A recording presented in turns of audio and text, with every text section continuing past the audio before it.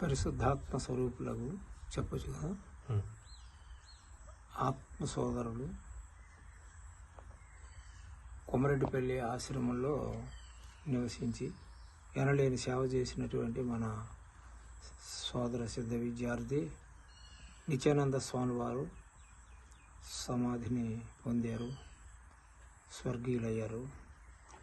వారి ఆత్మకు ఆ పరమేశ్వరుడు ఐక్యత చెందించాలని కోరుకుంటూ ఆశ్రమంలో ఉండి ఎనలేని సేవ చేశారు. వారు ఎప్పుడు ఎవరు ఉన్నా లేకపోయినా ఆశ్రమాన్ని కనిపెట్టుకొని నిత్యం కూడా అక్కడే ఉండి వచ్చిన వాళ్లకు భిక్షాది చేసుకోమని జపం చేయించడం, చెందడం. మేము వెళ్ళేటప్పుడు అత్యంత ఆదరాభిమానాలతో చూసేవారు.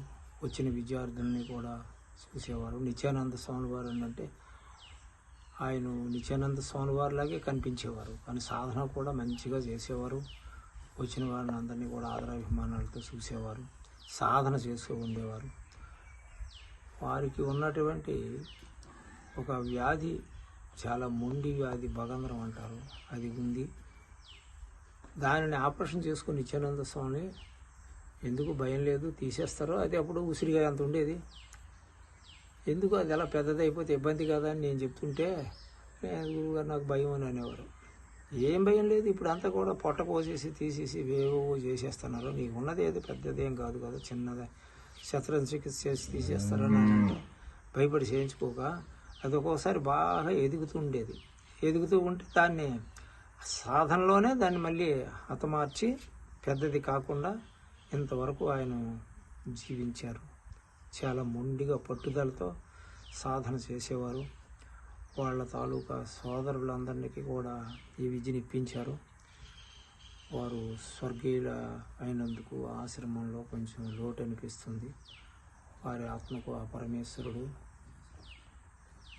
శాంతింపజేసి పరమస్వామిలో ఐక్యత చెందిస్తారని పరమేశ్వరుడిని కోరుకుంటూ స్వస్తి ప్రజాభ్యాం పరిపాలయంతాం న్యాయేన మార్గేణ మహీమహీషా గో బ్రాహ్మణేభ్యం శుభమస్తు నిత్యం. లోకా సమస్తా సుఖినో లోకా సమస్తా సుఖినో లోకా సమస్త జనో సుఖినో.